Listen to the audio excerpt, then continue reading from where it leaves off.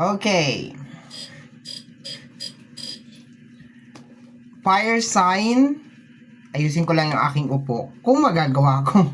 Ayan. Fire sign Aries, Leo, and Sagittarius. Hello my dear. Welcome back sa ating YouTube channel. My name is RJ, your tarot card reader. At ang gagawin natin ngayon my dear is yung ating daily reading. Para po ito sa araw ng June 4, 2026. Titingnan natin my dear kung ano mga eksena, kaganapan at kung ano-ano pa na maaari mong makasalubong sa araw na ito. Pero bago tayo mag-start ng ating reading, magkapasalamat po muna ako. Maraming salamat po sa ating mga abangers, sa mga walang sawang nag-aabang at naghihintay ng kanilang mga readings. Maraming salamat po. Gusto ko rin po magpasalamat dun sa mga napadaan, napasilip lang dito sa ating channel. Thank you so much for dropping by. And thank you sa lahat ng ating mga bagong subscribers. Hello my dear, welcome po sa ating channel. I hope na mag-enjoy po kayo dito at mahanap po ninyo dito sa ating channel kung ano man po yung inyong hinahanap. I hope that this channel can provide whatever yung hinahanap po ninyo. Okay? Teka, shuffle ko lang ito. And tinatago ko siya because na-overwhelm ako sa card. May araw na kaya, may araw naman na hindi. Na-overwhelm lang talaga ako. Kaya itatago ko lang siya para hindi ko nakikita yung mga cards. Okay, I think that's good enough. Sa reading na ito, my dear, kasama natin si Capre. Okay. Hala, may kasama tayong Capre. Hindi yun. Hindi yung Capre na yun.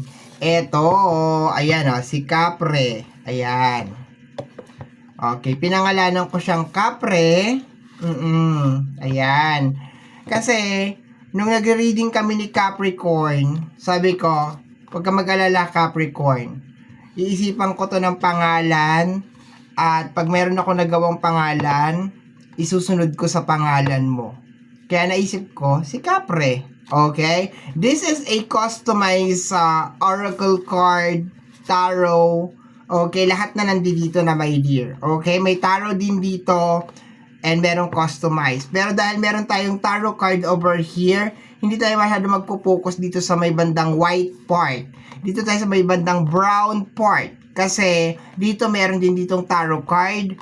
Kaya dito lang tayo sa oracle. Okay? Pero may times my dear, may araw my dear na pinaghahalo ko talaga sila. Pero for now, dito muna tayo sa brown part. Okay? So let me see my dear. I am closing my eyes. And stop. Ayun. We have here ungrateful. Okay? Ungrateful.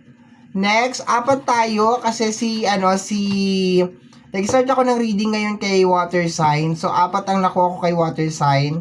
So, apat din sa'yo. Okay, we have here controlling. Okay, ungrateful, tas controlling pa. Let me see. We have here, he or she does not deserve your energy and time. Okay, isa na lang. We have here, toxic na katrabaho. Okay. So, ang tinutukoy dito, my dear, is isang tao na ungrateful, hindi marunong magpasalamat, at the same time, controlling. Okay. Tapos, sabi dito, he or she does not deserve your energy. Okay? Parang sinasabi dito, my dear, layuan mo. Okay? Layuan mo siya. And we have here the energy of toxic na katrabaho. Actually, ayoko lang siya i-close sa katrabaho kasi general reading to. Pero posible mag-i-start yung energy ng toxic sa workplace. Okay. So, kung sino man itong tinutukoy dito, it's either katrabaho mo, kapamilya mo, karelasyon mo, ungrateful siya, my dear. Ibig sabihin, maski anong gawin mo sa kanya, maski gusto mo nang, kahit ibigay mo siguro, i-donate mo yung dugo mo, yung mga laman loob mo sa kanya, my dear, hindi marunong magpasalamat tong tao na to, my dear. Okay? And controlling siya. Okay? Controlling siya, kinokontrol ka niya. Okay? There's a tendency, my dear, na baka this is a form of narcissist. Yun ang nakukuha ko dito. Isang tao, my dear, na narcissist. Parang hindi siya grateful at hindi siya nagpapasalamat na may isang fire sign sa buhay niya. Na merong isang Aries, merong isang Leo or Sagittarius sa buhay niya. Okay? Na meron siyang isang fire sign na handa siyang tulungan, na handa siyang mahalin. Yun ang nakukuha ko dito. Bagkos there's a tendency na dinidrain niya pa, my dear, ang energy mo. Okay? So punta na tayo, my dear, sa tarot. Be careful ka sa mga toxic na energy, my dear. Okay? Maski anong gawin mo, maski anong ibigay mo, wala tayong laban sa mga yan. Okay? You cannot please them. They will never be happy. They will never be contented, my dear. Wala tayong magagawa sa mga tao na yan. Okay, let me see, my dear. Kuha tayo ng tarot. Once again, reading mo ito para sa araw ng June 4, 2026. June 4, 2026. Aries, Leo, and Sagittarius.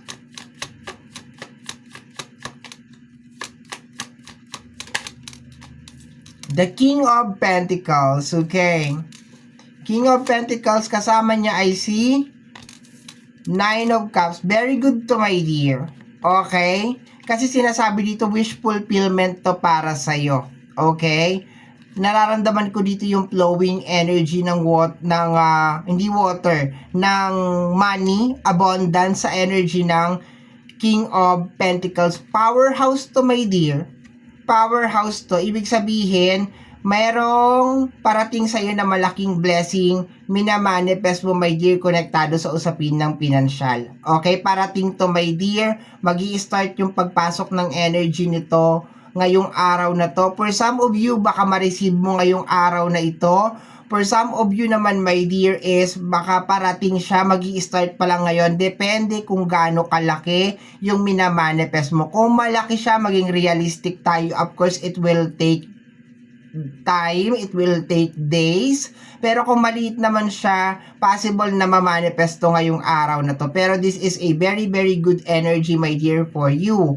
And to the point na meron ka ditong energy ng ungrateful, okay, there's a tendency, my dear, na kung ano tong blessing na parating sa'yo, my dear, is willing kang i-share to dito sa tao na ungrateful, dito sa toxic na tao na to, no? Willing ka pang ibahagi sa kanya to. Alam mo, the sad pa dito, my dear, is kung pinapangarap mo to or gusto mo makuha to para sa kanya.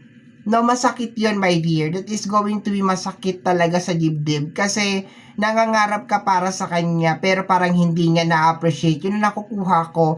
Kung sino man tinutukoy dito, my dear, na tao is kulang na kulang siya sa appreciation. No, kulang na kulang siya sa, alam mo yun, hindi kanya na-appreciate. Kung hindi naman sa nanunumbat ka, my dear, pero it's just more on parang nakakadurog lang ng puso. Kasi tingnan mo to, itong blessing na to, posibleng kasama siya dito, my dear. Kasama siya dito, no? Although sabi dito, toxic na katrabaho. So, kung toxic na katrabaho mo to, my dear, gusto lang nito maambunan. Pero, pakiramdam ko naman, hindi mo naman siguro ipagdadamot eh. Lalo na kung malaking blessing to, hindi mo naman siguro to ipagdadamot, my dear. Willing kang i-share. Kasi nakikita ko dito, my dear, sa energy mo. No?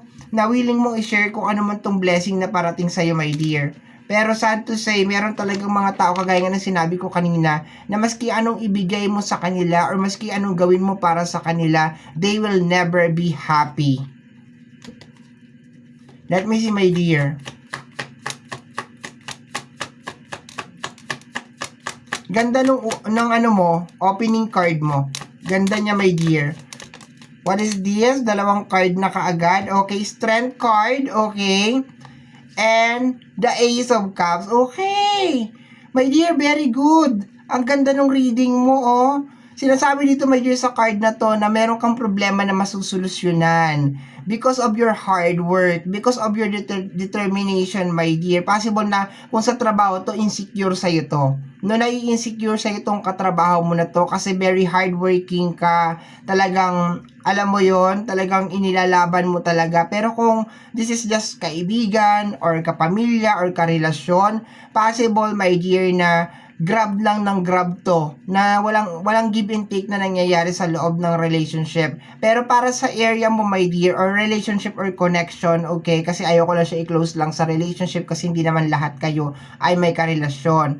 Pero based dito, my dear, sa energy, ang ganda, very very nice para sa iyo, my dear, okay, kasi more on blessing talaga to para sa iyo, problem na masusolusyonan, pera na parating, manifestation na parating para sa'yo. Kung maliit, makukuha mo to kaagad, possible na within the day, ngayon mismong araw na ito, June 4, 2026. Kung malaki naman, my dear, probably this is the beginning of the countdown para makuha mo yung bagay na yon. Pero kung ano man tong bagay na to, I can feel, my dear, na hindi to deserve ng mga tao na ungrateful, na hindi marunong magpasalamat, okay, na maaambunan din sila. Once again, hindi ka nanunumba at hindi ka nagbibilang. It is just more on, nakikita mo lang siguro ngayong araw na to or pinapakita sa'yo ng reading na to, my dear, na bakit ganon? Hindi siya marunong magpasalamat, hindi siya grateful, hindi siya thankful. To the point na meron ka doon sa ating sa Capre, no? Dito kay Capre, nagbigay si Capre, my dear, ng cards na toxic na katrabaho, he or she does not deserve your energy, and may pagka-controlling daw tong tao na to, ungrateful, okay? So, hindi niya deserve tong mga blessing na nangyayari sa iyo, my dear. Kasi ikaw, sabi ko nga, hindi mo naman to pinagdadamot. Nakukuha ko na hindi mo to pinagdadamot. Pero maging mapamili ka rin, my dear. Piliin mo na mabuti kung sino yung mga tao na babahagian mo nitong mga blessing mo na ito. Kasi sisirain niya to. Sisirain niya lahat to, my dear. Baka nga hindi mo to maramdaman nang dahil sa sobrang toxic niya. Sisirain niya talaga yan. Okay, let me see, my dear. We have here the energy of the Two of Swords. Mahirap talagang tanggapin, my dear, lalo na pag mahal mo yung tao. Mahirap talagang tanggapin. Okay? And the reality of life, my dear, lately nare-realize ko na ang mga tao or tayong mga tao, my dear, is talaga nagiging supportive lang tayo sa kapwa natin tao. No, sinasama ko yung sarili ko dito. Ayoko maghugas ng kamay, my dear. I'm just telling the truth. Bahala na kung ginagawa mo pa rin ba yan or hindi. Pero sigurado ko once in your life, ginagawa mo na to, na parang dumidikit ka or you're just being supportive sa isang tao because of napapakinabangan mo siya. And once na hindi mo siya napapakinabangan or hindi mo siya nakokontrol, hindi ka na sumusunod sa kanya, ang nangyayari is nagre-release siya ng toxic na energy sa iyo, my dear, because hindi ka na nasusunod. Hindi na siya ang nasusunod. Lalo pag umaalma ka na, ikaw na nagdi-decide kung saan mo gagasusin ang pera mo, anong gagawin mo sa pera mo. Ayan na, nagkakaroon na siya ng chemical reaction, nagkakaroon na siya ng problema. So be careful ka, my dear, Aries,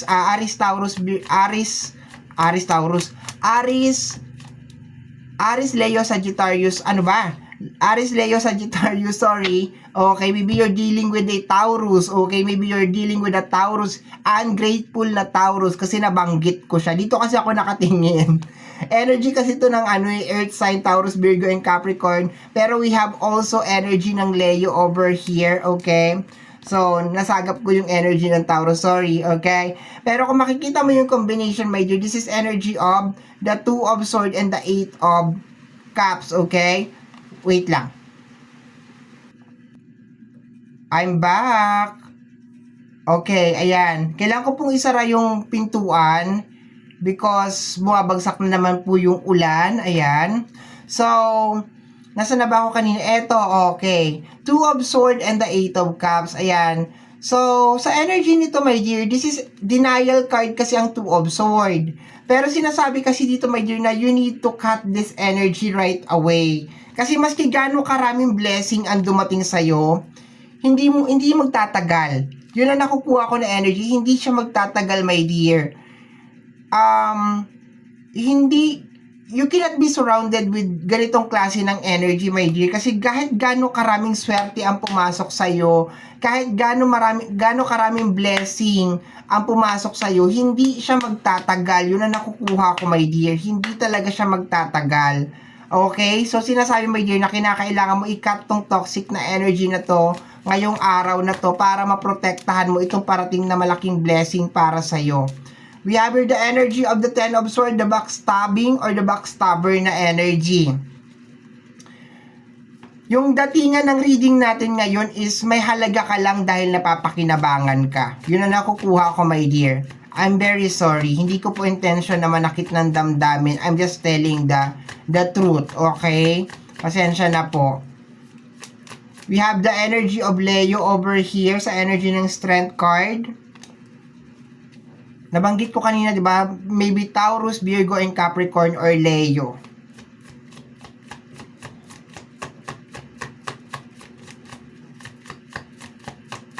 Let me see.